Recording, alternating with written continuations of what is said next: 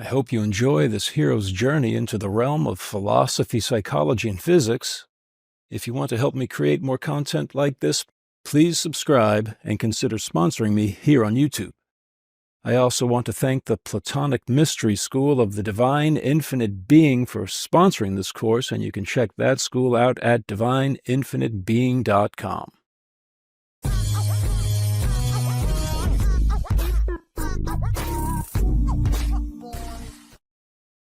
Georg Wilhelm Friedrich Hegel. History is God's eternal self-knowledge unfolding through space-time. Responding to Kant, Hegel, 1770 to 1831, says that there is no a priori inborn medium between us and the thing in itself, rendering it ultimately unknowable in any direct sense. Rather, we are absolute parts and parcels of the thing in itself, which Hegel calls the absolute idea, spirit, and ultimately God. Kant said, you can't know anything directly as it is in itself because all of your sense perceptions of it are filtered through these inborn lenses of cognition, these a priori categories of thought, space-time and causality. What Hegel is saying is that we are all parts of God. We have all of the qualities of God. God is one with everything, and therefore so are we, and we can therefore have direct knowledge of nature, of everything, because again, we are absolute parts of God. Now, he has a lot of different words for describing God, and it can get very confusing in this class. I'm just going to try to stay laser focused on how Hegel is related to the psyche equals singularity equation and how believing in that equation can help us perform our cosmic heroics for God. But briefly, the absolute idea, which is another word for God, expresses itself in what Einstein would call space-time as nature, as physical nature. And the absolute idea expresses itself in human consciousness as history. And that's the spirit aspect of the absolute idea.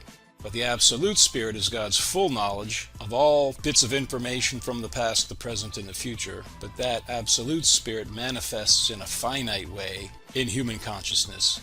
And that is what evolves through historical time. And the goal of this evolution of knowledge through history is to realize that that's what's happening, that God's spirit is manifesting the different eternal phases of God's self-realization. God is eternally self-realized. God contains all of the phases of self-realization simultaneously, but those phases unfold through space-time in human history, and the goal again is when the human beings come to realize that they are manifestations of God's spirit groping for self-realization. And I'm arguing that in the process of physics, that the spirit of God that's motivating that scientific quest for truth has finally achieved its goal because it's studying the gravitational singularity in the center of black holes and at the origin of the universe itself. It is therefore studying itself if psyche equals singularity. So continuing in the slide, Hegel says that the a priori categories of space-time and causality that Kant abstracted from Newton's physics are just one fixed phase of philosophical development through which the spirit, as manifest on Earth, must pass to realize itself at the end of history when a truly free state will be based on knowledge of all of the eternally fixed phases of God's progress of self-realization through history. We've been going through the history of physics from before Newton to Plato's original cosmology, which culminated with Dante's poem, The Divine Comedy, and then that idea of the universe as a sphere with the absolute ideas of God's mind out at the outermost sphere, and Earth in the center of the universe. That whole cosmology collapsed with the Copernican revolution, which was brought to its culmination in Newton's physics, which was then combined with Darwinian biology to give us this mechanistic idea of the cosmos and the human being, that consciousness is an accidental byproduct of material combinations of little bits of matter that endure whether anyone's observing them or not in three rigid dimensions of space and one linear dimension of time. So that was one phase of the development of God's process of self-realization through history. And then in the 20th century, we've seen how the ideas of space-time and causality were radically transformed with the advent of special relativity, general relativity, quantum mechanics, and then the fusion of quantum mechanics and general relativity in Susskind and Gerard de Hoof's holographic string theory, which so closely mirrors Jung's archetypal psychology. especially his near-death experience, and that mirror symmetry between physics and psychology was predicted by Jung and Pauli. And I'm saying it brings the history of academia full circle back to Plato, continuing in this light. In the 20th century, we saw that the Newtonian concepts of space-time and causality that Kant thought were permanent lenses of cognition turned out to be useful approximations for measuring objects in the middle realm between general relativity and quantum mechanics. The last culturally powerful metaphysical system, Hegel. So according to Michael Sugrue, who's a professor of philosophy, he has a YouTube channel where his lectures on the great books of Western philosophy are out. It's a wonderful series. I watched his episode on Hegel, and here's what he has to say. First of all, there exists a God who has a providential plan for all human beings. Hegel believes that he can seriously tell us what the ultimate purpose of human history is. He can tell us what the whole goal of all human existence is, and what all of human history drives towards. So then he says, although Hegel's project apparently failed, the grandeur and enormous aspiration should draw our attention. So this class is entitled Immortality and the Unreality of Death, a hero's journey through philosophy, psychology, and physics. Well, Hegel was a hero of philosophy, and he writes about world historical heroes who embody in themselves and wed their personal desires with the forefront of God's Spirit, striving for self-realization through human history, and specifically through the history of the development of political states. So it just seems that a class about the hero's journey seems ideally suited for a study of Hegel, who writes about this idea of God manifesting through world historical heroes. According to Richard Tarnas, another great historian of Western philosophy, with Hegel's decline, there passed from the modern intellectual arena the last culturally powerful metaphysical system, claiming the existence of a universal order accessible to human awareness. So after Hegel, Darwinism took over, and the whole idea of an intelligently designed and guided universe seemed primitive and obsolete. Despite the complexity of Hegel's thought, the premise was wrong. The premise is that everything emerges from this absolute idea, which is very similar to Plato's idea of the good. So Hegel was the last powerful metaphysical system. I would say Nietzsche was the last great Western philosopher, but he rejected metaphysics. Although, as we saw, he said, after you reject metaphysics, you should come down a few rungs, because without a belief in metaphysics, the human species can't survive. I've got a lot of things to say about Nietzsche, but we're talking about Hegel now. Now, this image to the left represents Hegel's famous theory of the process of dialectical evolution. So thesis, antithesis, synthesis. First, someone makes a truth claim. There's the thesis, and that's manifest in a certain phase of history. There's the thesis. Then someone else brings out the contradictions in the thesis and presents the antithesis, the antithesis. Then the next person sees how the thesis and the antithesis actually fit together, and they are synthesized, and that new synthesis becomes the next thesis. Somebody else sees the contradictions inherent in it and presents another antithesis. They're fused in a new synthesis, and so on. And that's how history progresses. I'm arguing in this class that according to Hegel's logic, this dialectical process of history has resulted in the psyche equals singularity equation, which represents what Hegel presents as the goal of history, because it's the point when the Spirit of God, as manifest through human beings and their scientific quest for truth, discovers itself. When we discover the singularity as the source of nature, and then we see how Jung's psychology mirrors Leonard Susskind's holographic string theory description of the singularity, we realize that we're studying the absolute idea, the source of ourself, the archetypal self. Hegel's phenomenology of the spirit, the point where knowledge finds itself. So here was Hegel's first, what's considered to be his first mature work in 1807, The Phenomenology of the Spirit. And here's what he says: but the goal is as necessarily fixed for knowledge as the serial progression. It is the point where knowledge no longer needs to go beyond itself, where knowledge finds itself, where notion corresponds to object and object to notion. Hence the progress towards this goal is also unhalting, and short of it no satisfaction is to be found at any of the stations on the way. The idea of the notion. I want to explain that a little bit more, and I turn to another book, briefly, the Encyclopedia of Philosophical Sciences. It says, the notion, in short, is what contains all the earlier categories of thought merged in it. It certainly is a form, but an infinite and creative form which includes, but at the same time releases from itself, the fullness of all content. The notion corresponds to Plato's idea of the good and to Carl Jung's archetype of the self, which is the original archetype that contains all other archetypes. It's the archetype of wholeness through the union of opposites. Plato's idea of the good is infinite and creative. It's the source of all of the absolute ideas which project all of the material objects we experience in nature out from themselves, and they exist out at the horizon of the cosmos. So the notion is the idea of the good, but that specifically that aspect of the idea of the good that contains the intellectual categories of knowledge. But again, those intellectual categories of knowledge release from themselves the fullness of the natural world. So the goal of the process of history is as necessarily fixed as the serial progression of the changing concepts. So this class is a combination of Jnana Yoga and Bhakti Yoga. And Jnana Yoga is bending the subtle material body, the mind, and the intelligence, and the false ego into certain conceptual shapes with the goal of having a purer vision of the innermost supreme soul, Paramatma. And it prepares us for Bhakti Yoga, which is surrendering ourselves to God in a spirit of loving devotional service. So the idea of the good contains the entire history of philosophical development. And we'll see furthermore that he describes this history as a circle that begins and ends at the same point, which is important, especially for my claim that the history of Western philosophy has come full circle to Plato.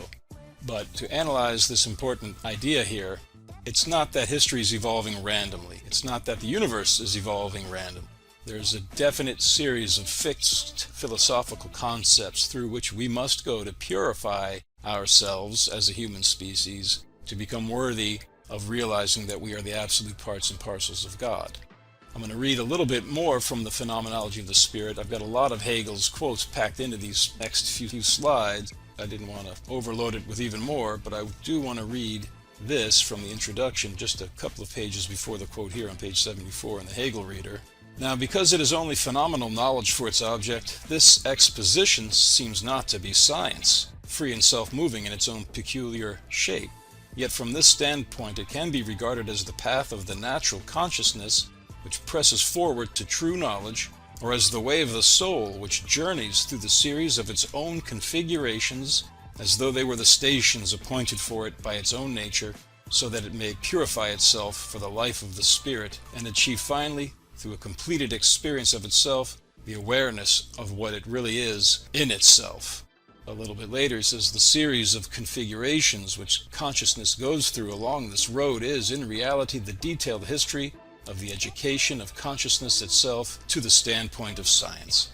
So the series of configurations of thought are manifest in the history of science and the history of philosophy. The history of science culminates with an understanding of our origin from the omnicentric singularity at the Big Bang, and the realization that that omnicentric singularity also exists at each point of the encompassing horizon of the cosmos and at each point of the underlying quantum vacuum. Continuing with the slide, according to Hegel's reasoning, if psyche equals singularity, then that equation represents the notion, the ultimate goal of all knowledge, because it is the point where knowledge no longer needs to go beyond itself. It is where spirit, the source of the human species' scientific quest for knowledge, finds itself at last, so that the subject is the object it observes. It is the first principle of reason and matter. Phenomenology of the Spirit, the death of physics as the goal of knowledge. So keep in mind that physicists are horrified by black holes, not all of them, but some of them, like Einstein himself and Michio Kaku, because it's the place where the laws of physics break down. But it's discovering the source of the universe, and I'm arguing it's discovering the source of consciousness. So continuing with the phenomenology of the spirit, Hegel says, whatever is confined within the limits of a natural life cannot by its own efforts go beyond its immediate existence, but it is driven beyond it by something else, and this uprooting entails its death. Consciousness, however, is explicitly the notion itself. Hence it is something that goes beyond limits, and since these limits are its own, it is something that goes beyond itself. Now that's a complicated couple of sentences, but it makes a lot more sense when we realize that consciousness is the gravitational singularity. So let me just continue reading. The singularity is consciousness itself, which is where the predictive value of natural physics dies. According to Stephen Hawking, both the Big Bang and black holes would contain singularities, places where space and time come to an end and the laws of physics break down. So Hegel says whatever's confined within the limits of a natural life cannot go beyond its immediate existence. It's driven beyond it by something else, and that entails its death. So the physics of nature is driven beyond itself by something else, something that's not nature, something supernatural, something outside space-time. It's driven beyond itself by the gravitational singularity. It emerges from the gravitational singularity at the Big Bang, but all of nature is drawn back towards the gravitational singularity inside black holes and at each point of the encompassing horizon of the cosmos. And that entails its death. When information goes into a black hole, at least from the perspective of that information going past the event horizon, that's it. It's over. For that bit of information, it's removed from the universe. However, according to Susskind's theory of black hole complementarity, someone watching from outside the black hole would see that bit of information slow down. Its fundamental string structure would slow down, smear out around the event horizon, and then get released with the Hawking radiation. The reverse happens at the inside-out black hole cosmic horizon. Each bit of information is conserved on that two-dimensional holographic sphere, and it radiates back in with the echo of the Big Bang. But to keep the Psyche equals singularity equation in mind, continue this slide. The death toward which physics is driven in black holes is also its ultimate source. In the natural historical sense of the Big Bang, and in the cultural historical sense of Plato's idea of the good. The intellectual Big Bang from which academia has been expanding ever since. So physics breaks down and dies inside a black hole, and at the moment of the creation of the universe at the Big Bang. It's driven to that point by the mathematics inherent in general relativity, which reveal to us singularities inside black holes. Carl Schwarzschild, who discovered the first exact solution to Einstein's gravitational field equations on December 22, 1915. Then, a couple of months later, in February of 1916, discovered that Einstein's equations imply that stars of sufficient mass will collapse into a point of infinite density. So physics is driven beyond itself by the source of space-time itself, and that uprooting entails its death. And that's why physicists like Michio Kaku reject the whole idea of a gravitational singularity. But I'm saying that the death of physics returns it back to Plato's academia and the entire mathematical curriculum for the philosopher king, teaching him how to open the eye of his soul to the idea of the good. So going back now to Phenomenology of the Spirit, to a little bit earlier in the introduction of that book, I just want to point out where Hegel talks about the cyclical shape of the evolution of science. Science, the crown of a world spirit, is not complete in its beginnings. It is the prize at the end of a complicated, tortuous path. It is the whole which, having traversed its content in time and space, has returned into itself and is the resultant simple notion of the whole. So the result of this complicated and tortuous path of science is a circle that travels through space and time and comes back to the simple notion of the whole. The simple notion of the whole is the gravitational singularity. Simple means not complex, not compounded of parts. The singularity is a point of infinite density which contains all space-time. It contains all of the bubble universes in the megaverse.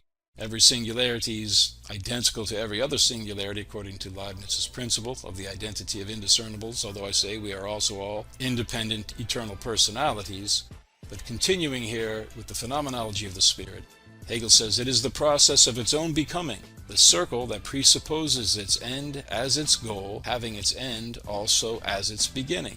Thus the life of God and divine cognition is a disporting of love with itself. The process of God's self-realization through the human species in human history, and specifically in the political development of states, is a circle that has its beginning as its end. So the beginning of all of the universe is the Big Bang from the gravitational singularity, and we've seen physics come full circle back to a study of gravitational singularities. That's the doorway to our next understanding of nature. And here we see Hegel equating God and divine cognition with the beginning of the process of knowledge. In the natural historical sense, everything began from the Big Bang. In the cultural historical sense, at least the Western world began with Plato's dialogues. The Western academic tradition began with Plato, and it's come full circle to Plato with the fusion of Susskind's string theory and Jung's psychology. Hegel's Reason in History, a general introduction to the philosophy of history. The nature of spirit can best be understood if we contrast it with its direct opposite, which is matter. Just as gravity is the substance of matter, so also can it be said that freedom is the substance of spirit. Matter possesses gravity insofar as it is impelled to move toward a central point. It is essentially composite and consists entirely of discrete parts which all tend toward a center. Thus matter has no unity. Spirit, on the other hand, is such that its center is within itself. It too strives towards its center, but it has its center within itself. Matter has its substance outside itself. Spirit, on the other hand, is self-sufficient being, which is the same thing as freedom. For if I am dependent, I am beholden to something other than myself, and cannot exist without this external point of reference. If, however, I am self-sufficient, I am also free. Given this abstract definition, we can say that world history is the record of the spirit's efforts to attain knowledge of what it is in itself. So, what is the spirit? Well, the best way to understand the spirit is to contrast it with its direct opposite, which is matter. And just as gravity is the substance of matter, freedom is the substance of spirit.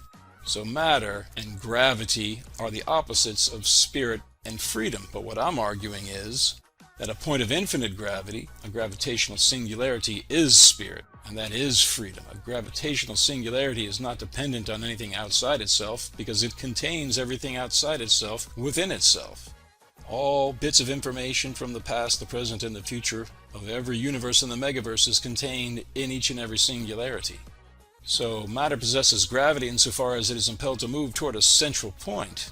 It's made of little separate bits, and they're all pulled towards some gravitational center outside themselves. So it has no unity. Spirit, on the other hand, has its center within itself.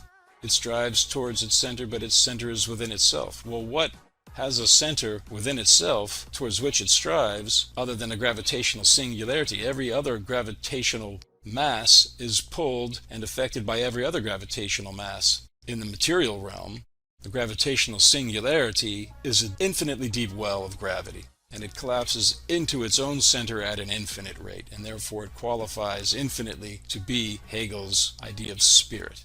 It is consciousness itself. We saw also previously with Descartes.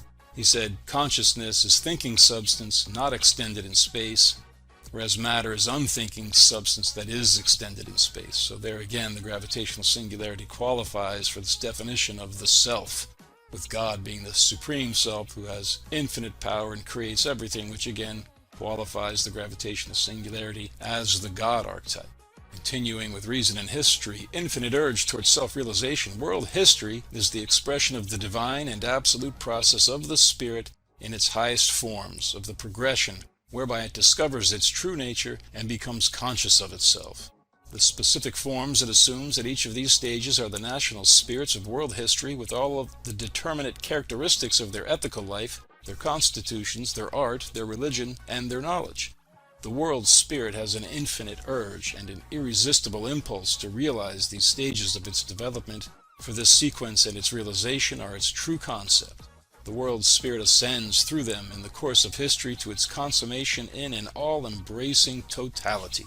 So world history is God's spirit seeking self-realization through the history of human beings, and it seeks this consummation in an all-embracing totality. When we realize that psyche equals singularity, when we realize that physics dies when it reaches its goal by discovering the source of all space-time, and that all space-time is embraced within this gravitational singularity, that's the goal of history.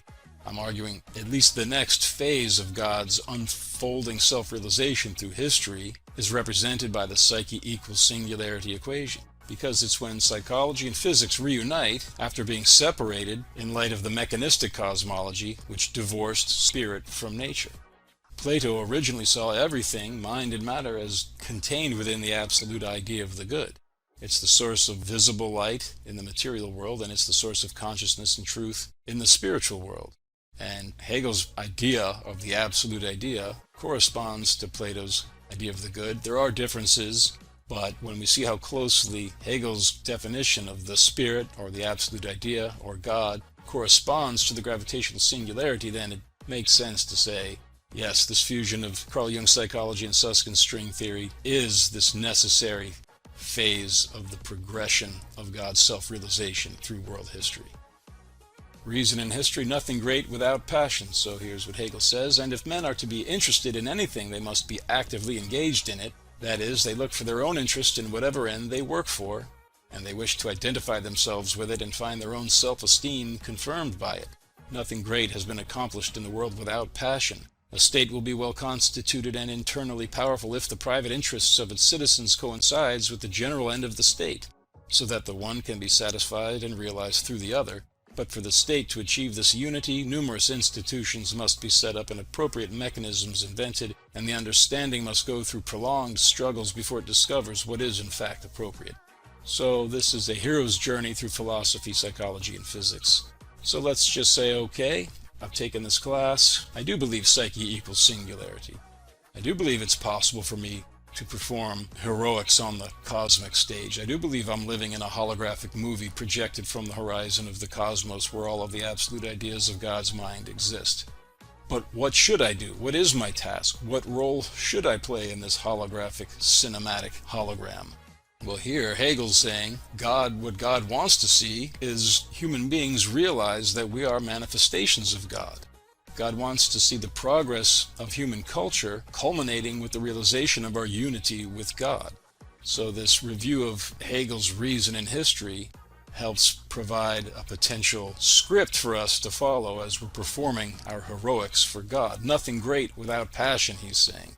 Human beings have to be motivated by a passion. Well, why should I be interested in doing anything? Why should I be interested in politics, for example? Because, according to Hegel, God manifests the process of his own self-realization through the history and development of political states. That freedom is impossible outside of a state. Outside of a state would be the state of nature, which, according to Thomas Hobbes, is a state of freedom, yes, but it's brutal, nasty, and short. So it's not really free. You're always liable to be murdered by somebody. Even people who are not as physically powerful as you, they can band together, they can kill you in your sleep. You need to have a state with laws to provide freedom, but that seems to be a contradiction. So I join a state and I give up my natural freedom, and now I'm forced to obey police officers who are enforcing a law. That seems like I'm not free.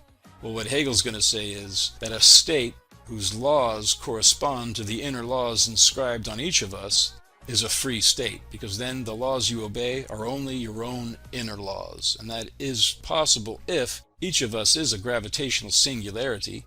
If each of us is part and parcel of the absolute idea of the good, then each of us contains all of the archetypes, all of the absolute ideas, all of the ordering principles of the universe. And if we can use reason to discover the laws that harmonize with those absolute ideas most effectively, and institute them in the legal system, then the laws will resonate with the absolute ideas imprinted on each of our souls, which is a gravitational singularity, and that will be a free state.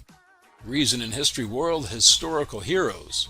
So here's Hegel's comment on world historical heroes. He doesn't see them as angels by any means, but he does see them as people who have embraced the forefront of God's developing spirit of self-realization and hitched their wagon to that tide of history. Such are the great men of history. The substance of their own particular ends is the will of the world spirit. Their true power resides in this inner content, which is present in the universal unconscious instinct of mankind. So right there's reminiscent of Carl Jung's theory of the collective unconscious mind. The universal unconscious instinct of mankind is sensing God's own infinite urge for self-realization through the human species. And the great men of history, they tap into this unconscious instinct and they link their own personal ambitions to it.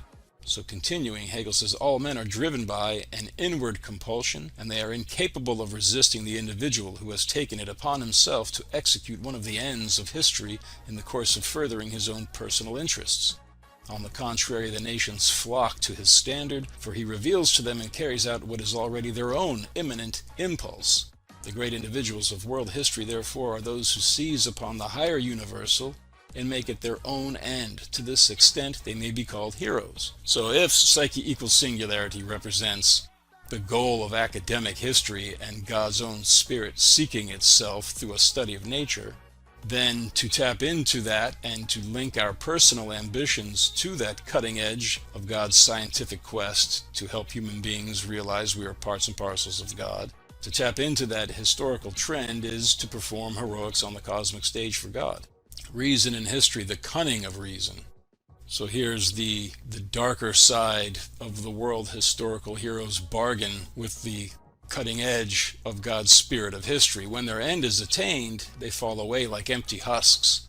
They may have undergone great difficulties in order to accomplish their purpose, but as soon as they have done so, they die early like Alexander, are murdered like Caesar, or deported like Napoleon. Passion is simply the energy of their ego, and without this, they could not have accomplished anything.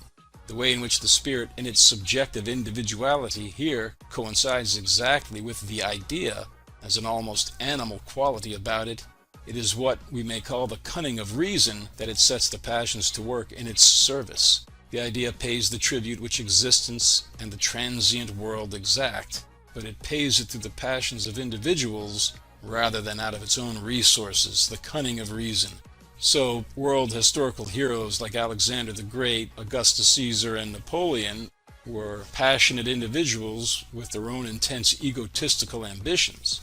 It just so happened that they had an antenna that was capable of sensing this underground unconscious impulse of God's spirit driving history, and they linked themselves with it. They did so in such a way that has an almost animal intensity about it. So God lets them have power. They become famous, which is the goal of every soul, according to Diotima's lessons to Socrates in Plato's dialogue, The Symposium, and which is the goal of everyone, according to Ernest Becker's analysis of 20th century physics, which he says can be boiled down to the realization that we're all terrified of the prospect of death, and that we want to be immortal heroes performing for God, who's infinitely powerful and infinitely concerned with everything we do. So it seems to be a little bit of a contradiction. If God is infinitely concerned with everything we do, then why does he let these world historical heroes fall away like empty husks?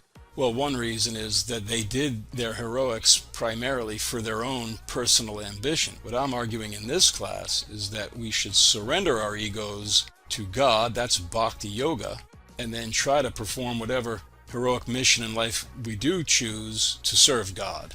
When you do that intentionally, you still might meet a tragic fate, as did Socrates, as did Jesus Christ, but at least you will have achieved what 20th century psychology indicates is the highest goal of the human life, and that is to perceive your life having been infinitely meaningful to an omnipotent God. Reason in history, God governs the world. The insight then to which philosophy should lead us is that the actual world is as it ought to be, and that the truly good, the universal divine reason is the power capable of actualizing itself. This good, this reason, in its most concrete representation, is God. God governs the world. The actual working of his government, the carrying out of his plan, is the history of the world. Just as space-time is constantly expanding away from the omnicentric singularity and back toward it at each point of the cosmic horizon, or contracting toward the singularity in every black hole, including the miniature black holes carpeting the all-devouring quantum vacuum, so does the history of philosophy lead away from and inescapably back to psyche equals singularity. God is the omnicentric singularity, the source and end of the cosmos and the laws that govern it. So to perform heroics for God on the world stage, it makes a difference to know whether or not there is a script to follow. And according to Hegel, God governs the world. There is reason in history. There is a reason for everything that happens in history. There's a struggle between God's omniscience and God's spirit in the human species, struggling to realize that it's an emanation of God's absolute spirit. It's a bloody struggle, but there is a guiding principle pulling us towards a goal, and according to Hegel, the goal is to establish a free state in which the laws are based on the realization that everyone and everything emanates from God and inevitably returns to God. Reason in history, freedom is obeying our inner law. So according to Hegel, the state is the divine idea as it exists on earth. Thus the state is the definite object of world history proper. In it, freedom achieves its objectivity and lives in the enjoyment of this objectivity. For law is the objectivity of spirit, it is will in its true form. Only the will that obeys the law is free, for it obeys itself, and being in itself is free. The antithesis of freedom and necessity disappears. We are free when we recognize it as law and follow it as the substance of our own being. The objective and the subjective will are then reconciled and form one and the same harmonious whole. I say psyche equals singularity represents the ultimate archetype of wholeness through the union of opposites, including psychology and physics, subject and object, as well as freedom and necessity. Psyche equals singularity indicates that the laws of psychology and physics mirror each other, which makes it much easier to discern the archetypal ordering principles that govern us all from the collective unconscious cosmic horizon from which the holographic movie of universal history, God's subconscious dream, is projected by threads. So following the laws of the state seems to be the opposite of freedom. But Hegel is saying that if the laws reflect the inner laws imprinted on your own soul, then you're only following yourself. And to obey yourself is freedom. You cannot be free if you don't obey the law of your own inner being. The goal of history is to have the laws of the state reflect the laws of reason imprinted on every individual soul. It's when the Spirit of God, struggling through the human species to realize itself, finally does realize itself. And that, I'm saying, occurs when humans realize we are one with the omnicentric singularity. Reason and history, religion and the state. The state, thus, is the foundation and center of the other concrete aspects of national life, of art, law, morality, religion, science. All spiritual activity, then, has the aim of becoming conscious of this union, that is, of its freedom. Among the forms of these conscious unions, religion is the highest. In it, the spirit existing in the world becomes conscious of absolute spirit. So the goal of history is for God's spirit in the world, in the minds of human beings. When that human spirit, which is an aspect of God's spirit seeking to realize itself, finally does become conscious of absolute spirit, that's the goal of history.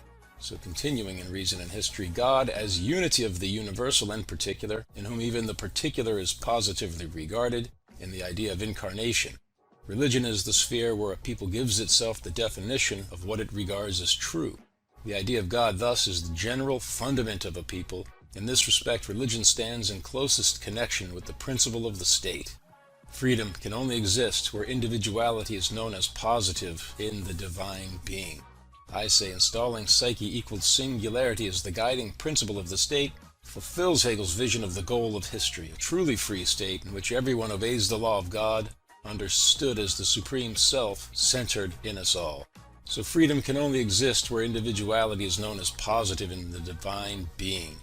If it's impossible to correlate the laws of the state with the laws imprinted on every individual being, then there can be no freedom. And there can be no correlation between our inner laws and the laws of the state if the state and each individual citizen don't emanate from the same supreme source, which is God. If we have a collective unconscious mind with the same archetypes imprinted on all of us, then a state that can realize what those archetypes are and guide its legal system accordingly is a free state. If there's no God, if there's no collective unconscious mind, if there are not these common eternal absolute ideas imprinted on our souls, then the idea of a free state is just a fiction. Hegel's history of philosophy, idea equals omnicentric singularity. So this passage from the history of philosophy is the closest one I've found correlating Hegel's concept of the absolute idea with the gravitational singularity. You'll see I have underlined and bolded the key sentence there. So let's start at the beginning. Talking about the absolute idea, it is one idea in its totality and in all its individual parts. Like one life in a living being, one pulse throbs through all its members. All the parts represented in it and their systematization emanate from the one idea. All these particulars are but the mirrors and copies of this one life, and have their actuality only in this unity. Their differences and their various qualities are only the expression of the idea and the form contained within it. The idea is the central point, which is also the periphery, the source of light, which in all its expansion does not come without itself, but remains present and immanent within itself.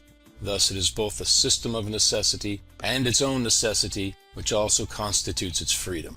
So the idea is the central point, which is also the periphery, the source of light. The gravitational singularity is the central point, which is also contained at every point of the encompassing horizon of the cosmos, and it is the source of light. So it's a perfect match between Hegel's absolute idea, which is another word for God, and the gravitational singularity. So now I would like to read from a footnote I have, or an endnote rather, in Psyche and Singularity, and the quote comes from a philosophy professor, Robert Bruce Ware, who's the first one I found, other than myself, who correlates Hegel's philosophy with black holes. And he was the one who clued me into this crucial connection between Leibniz's principle of the identity of indiscernibles and the omnicentric singularity. So according to Ware, and he's analyzing the section we just read from the History of Philosophy, on the one hand, the Big Bang is contained at every point within space-time as the center from which space is expanding outward. Yet on the other hand, all of space-time is contained within the Big Bang in the sense that we see the Big Bang surrounding us as if it were the shell of an enclosing sphere. Singularities represent fundamental indeterminacies in the sense that they are locations in the space-time metric where space-time and indeed physics comes to an end. Leibniz's principle of the identity of indiscernibles would suggest that we cannot separate one from another, or in simple terms, the interior of one black hole is the interior of all black holes. Quantum physics has produced similar proposals.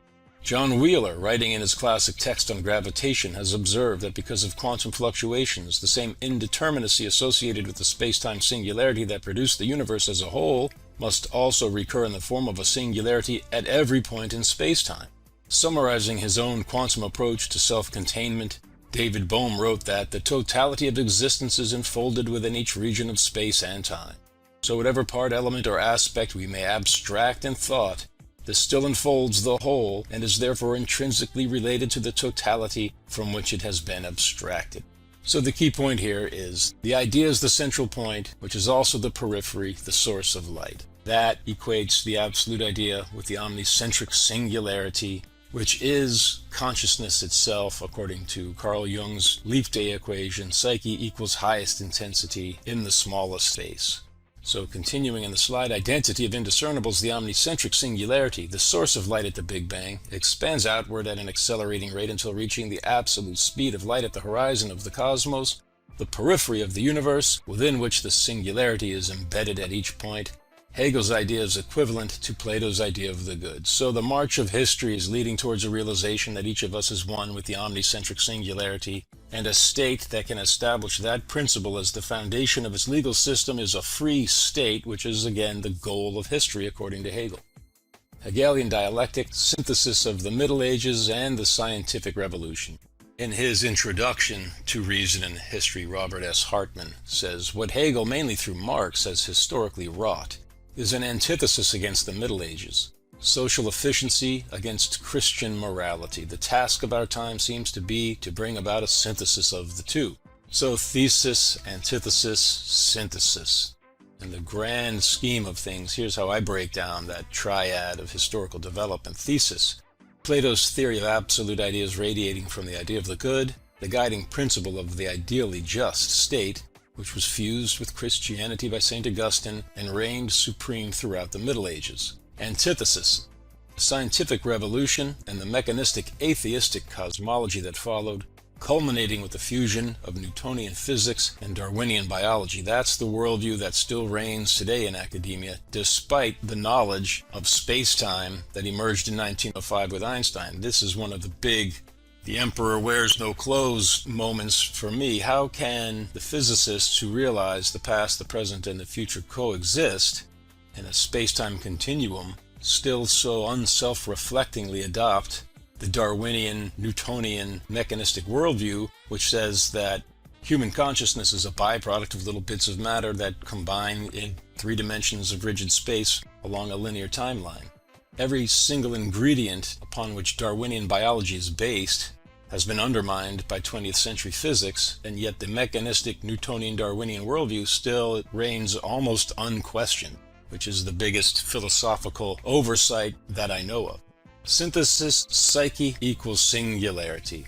So to unite the thesis and the antithesis, to unite Plato's theory of absolute ideas, which was united with Christianity and reigned all the way at least until Dante's The Divine Comedy, fell out of disfavor with the advent of heliocentric astronomy, starting with Copernicus. The antithesis of the scientific revolution culminated, at least according to Robert Hartman's estimation, in Marxism, where the state, a godless state, owns everything and it rules the people's lives with efficiency as the goal rather than salvation of souls. Synthesis is the scientific revolution, and culminating with Leonard Susskind's holographic string theory, united with Carl Jung's clinical psychology. When you fuse Jung's psychology and Leonard Suskind's holographic string theory, it returns us back to Plato's cosmology, and it enables us with a good conscience to believe in God again and to surrender our lives to that absolute spirit who's been motivating history, and to play our role on the cosmic stage to help God fulfill his mission on earth, which according to Hegel is to establish a free state where the laws are based on the realization that we're all part and parcel of the absolute spirit. That realization, is condensed in the equation psyche equals singularity. So another thing about the Middle Ages is that it was ruled by the Catholic Church and the hierarchy of the Catholic Church, culminating with the Pope. And the reason that it fell apart was because the church became corrupt, and that encouraged people not to believe in its dictates.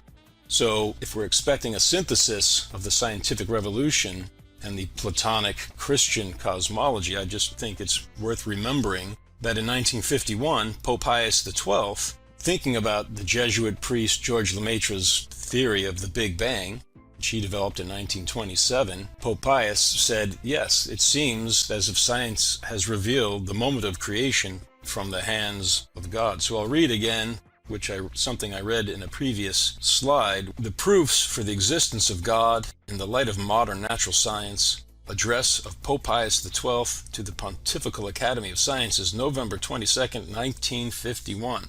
So the Pope said, in fact, it would seem that present-day science, with one sweeping step back across millions of centuries, has succeeded in bearing witness to that primordial fiat lux, which means let there be light, uttered at the moment when, along with matter, there burst forth from nothing a sea of light and radiation. Thus, with that concreteness which is characteristic of physical proofs, it has confirmed the contingency of the universe and also the well-founded deduction as to the epoch when the cosmos came forth from the hands of the Creator. It was that declaration that inspired many atheistic physicists to reject the concept of the gravitational singularity, as Stephen Hawking himself said. And here's a quote from A Brief History of Time, where Stephen Hawking said, "Many people do not like the idea that time has a beginning, probably because it smacks of divine intervention. The Catholic Church, on the other hand, seized on the Big Bang model and in 1951 officially pronounced it to be in accordance with the Bible. Therefore, a number of attempts to avoid the conclusion that there had been a Big Bang." So you see, it's a theological question for many physicists. They reject the idea of a gravitational singularity, not because the mathematics seem questionable, because the mathematics point to it, but because it seems like God. And so they reject it, keeping in mind this goal of synthesizing the scientific revolution with its atheistic worldview back with the Platonic Christian worldview, which is very similar to the Vedanta cosmology of India. For the Pope, who is the archetype of the Christian worldview of the Middle Ages, the mouthpiece of that worldview, to say that the Big Bang from the gravitational singularity seems like creation from the hand of God, that just seems to foreshadowing of this synthesis. Continuing this theme of the synthesis of the Platonic Christian Middle Ages with the scientific revolution, in his book Answer to Job, Jung commented on Pope Pius XII's declaration of the Assumptio Maria, the Assumption of Mary bodily back up into heaven. Jung believed that that was the most important religious event since the Reformation, and I'm just going to read a little bit about what he says concerning that event in Answer to Job. According to Jung, it is psychologically significant for our day that in the year 1950, the heavenly bride was united with the bridegroom. In order to interpret this event, one has to consider not only the arguments adduced by the papal bull, but the prefigurations in the apocalyptic marriage of the Lamb and in the Old Testament anamnesis of Sophia. The nuptial union in the thalamus, the bridal chamber, signifies the heros gamos, And this in turn is the first step towards incarnation, toward the birth of the Savior, who since antiquity was thought of as the Filius Solis et Lunae, the Filius Sapiente, and the equivalent of Christ. When therefore a longing for the exaltation of the Mother of God passes through the people, this tendency, if thought to its logical conclusion, means the desire for the birth of a Savior, a peacemaker, a mediator making peace between enemies. Although he is already born in the pleroma, his birth in time can only be accomplished when it is perceived, recognized, and declared by man. The motive and content of the popular movement which contributed to the Pope's decision solemnly to declare the new dogma consists not in the birth of a new God, but in the continuing incarnation of God which began with Christ. So, in 1950, Pope Pius XII said, yes, Mary, the mother of Jesus Christ, was assumed back into heaven in her earthly bodily form. And what Jung is saying is that that represents the longing of the people for God and Mary to have a new baby, a mediator making peace between enemies. And it's not that a new Christ will be born, but it's a continuation of the incarnation of God which began with Christ. I'm saying the psyche equals singularity equation, which represents the archetype of wholeness through the union of opposites, can make peace between enemies. It can make peace between science and religion. And it's just important that for this idea of a synthesis of the religious roots of Western civilization with the scientific revolution, and we saw the Pope say that the idea of the Big Bang seems to point back to the creative hands of God. I want to read a little bit here about the idea of the pleroma. So this is earlier in answer to Job. Jung says, although the birth of Christ is an event that occurred but once in history, it has always existed in eternity. For the layman in these matters, the identity of a non-temporal, eternal event with a unique historical occurrence is something that is extremely difficult to conceive. He must, however, accustom himself to the idea that time is a relative concept and needs to be complemented by that of the simultaneous existence in the bardo or pleroma of all historical processes.